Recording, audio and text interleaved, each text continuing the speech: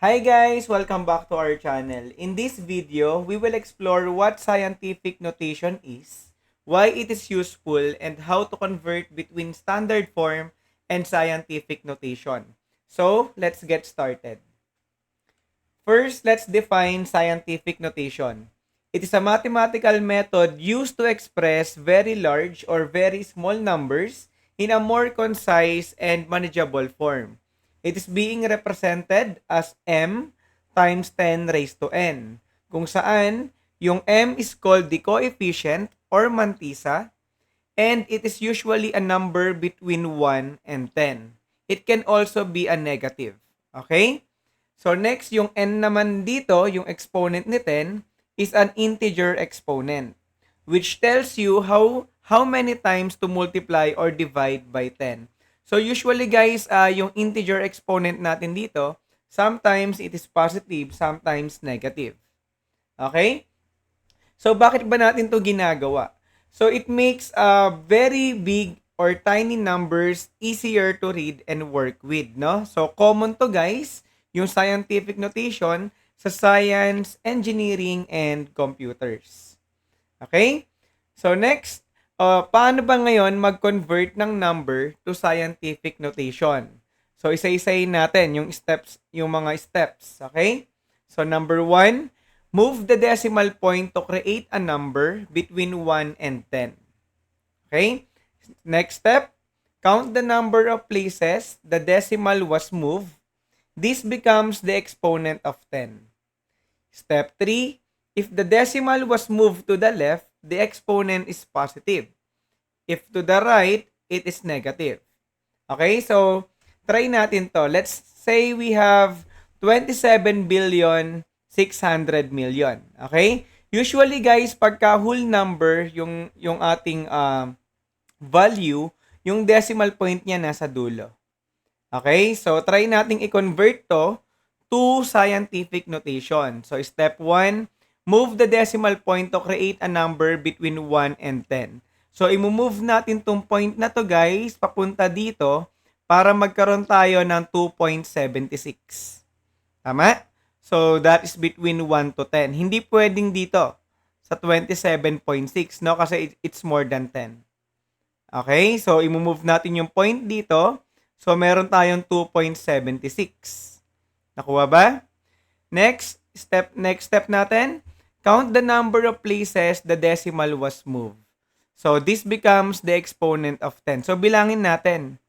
Okay, ilang beses ba tayo nag-move? So 1, 2, 3, 4, 5, 6, 7, 8, 9, 10. So 10 times tayo nag-move. So ibig sabihin, yung exponent ng 10 natin is 10. Nakuha ba? Then step 3, if the decimal was moved to the left, the exponent is positive. So dito guys, yung movement ng decimal point natin is to the left. Ibig sabihin, yung exponent ng 10 natin is positive. Nakuha ba? So next, let's have 0.000073. Okay? So again, ang step 1 natin, i-move natin yung point na to papunta dito para maging between 1 to 10 yung ating number, no? So we have 7.3. Tama? So ngayon, bibilangin natin ilang beses ba natin minove yung decimal point. So 1, 2, 3, 4, 5. So yung 5, ito ngayon yung magiging exponent ng ating 10. Tama? So since yung decimal point is minove natin to the right, yung exponent natin becomes negative. Okay, naintindihan ba? So let's have more example. So let's express each of the following numbers in scientific notation. No? So number 1, we have 56 million. So again, ang step 1 natin dito, move the decimal point to create a number between 1 to 10. So dito guys, we have 5.6. Tama? Yung decimal point natin dito sa dulo, i-move mo dito guys. So we have 5.6. Okay? And then, second step, count the number of places. So, bilangin natin. 1, 2, 3, 4, 5, 6, 7. So, 7 times tayong nag-move. Ito ngayon yung magiging exponent ng ating 10. Nakuha ba? So, since ang movement natin is to the left, tama? So, ang exponent natin is positive. Okay, nasundan ba guys? Next, number 2, we have 123,000. So again, ang step 1 natin, i-move natin yung decimal point to create a number between 1 to 10. So, ang point na yon mapupunta dito. So, we have 1.23. Tama? Always remember, dapat yung numbers natin dito is between 1 to 10. Hindi pwedeng 12.3. Okay? Kasi more than 10 na yon.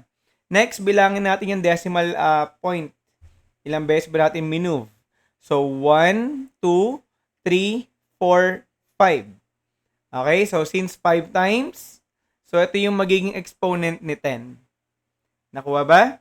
So, the decimal point was moved to the left. Ibig sabihin, the exponent is positive. Okay? So, next, number 3, we have 0.000000032.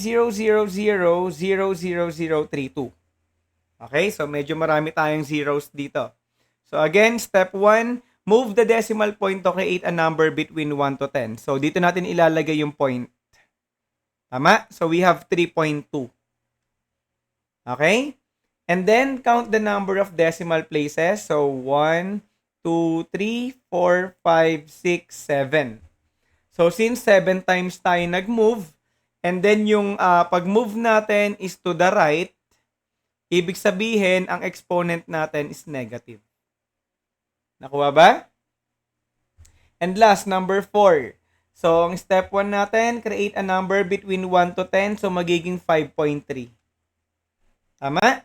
And then, i-move natin yung decimal point. Bilangin natin to the right yan. Ibig sabihin, ang exponent is negative. So, 1, 2, 3, 4, 5, 6, 7, 8, 9, 10, 11. Tama? So, ito ngayon yung magiging exponent ng 10. So, we have 5.3 times 10 raised to negative 11. Okay, so naintindihan ba guys kung paano mag-create ng scientific notation? Okay, so next, let's try to convert scientific notation to standard notation. So, pabaliktad naman, no? So, ang given dito, puro scientific notation, ibabalik nyo sa decimals. Okay, so paano ba yon? Step 1, identify the exponent. Okay? Next, number 2, move the decimal point in the base number according to the exponent. So, syempre, kung ilan yung exponent natin, yun yung movement ng ating decimal point. No? So, tandaan, if the exponent is positive, move the decimal point to the right. If it is negative, to the left. Okay? And then, number 3, write the result. So, try natin. So, let's say we have 2.76 times 10 raised to 10. Okay? So, tignan nyo dito yung exponent ng 10 natin. Okay? So, we have positive exponent. Ibig sabihin, 10 units to the right. Okay? I-move natin yung decimal point 10 units to the right. Tandaan, positive exponent equals moving to the right. So, that is, 1, 2, 3, 4, 5, 6, 7, 8, 9, 10. So, maglalagay lang kayo ng mga zeros. Okay? So, yung 2.76 times 10 raised to 10, magiging 27,600,000,000. Nakuha ba?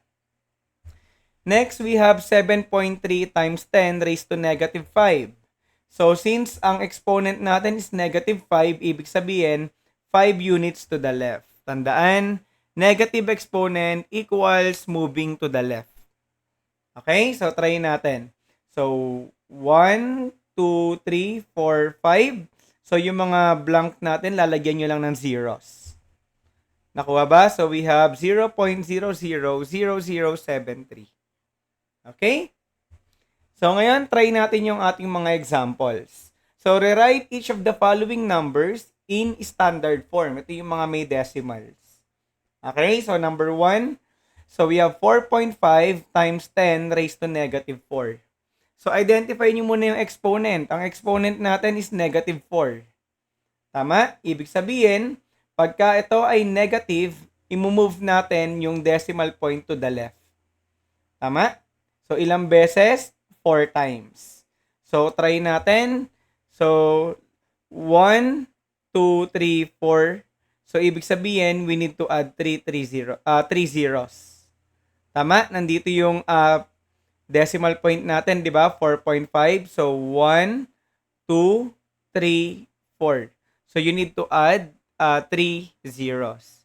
So, ang final answer natin, 0.00045. Okay? Next, number 2, we have 3.2 times 10 raised to 6. Identify the exponent. So, ang exponent natin 6, which is positive. Ibig sabihin, we need to move the decimal point to the right. Okay? Ilang beses? 6 times. Since 6 yung exponent natin. Tama? So, try lang natin. So, 3.2, nandito yan. Move natin. 1, 2, 3, 4, 5, 6. So, nandito na yung decimal point. So, you need to add zeros. So, yung 3.2 times 10 raised to 6, magiging 3,200,000. Okay? Next, number 3, we have 8.1 times 10 raised to negative 7. So, again, ang exponent natin is negative. Okay? Ibig sabihin, we need to move the decimal point to the left. Okay? So, 7 times. So, 1, 2, 3, 4, 5, 6, 7 to the left. So, ang sagot natin dyan magiging 0.000000081. Okay? So, yan yung ating final answer. And last, number 4, we have 6.7 times 10 cubed. So, ang exponent natin is 3, which is positive, meaning we need to move the decimal point to the right. Okay? So, 3 times. So, 1, 2, 3. So, konti lang yan. Magiging 6,700. Okay? So, naintindihan ba guys? Kung paano mag-convert ng scientific notation to standard form? And that's it for our lesson today. I hope you were able to understand the topic. So, if you have any questions or clarifications, feel free to drop a comment below. So, thank you guys for watching. This is Prof. D. See you on the flip side. Bye!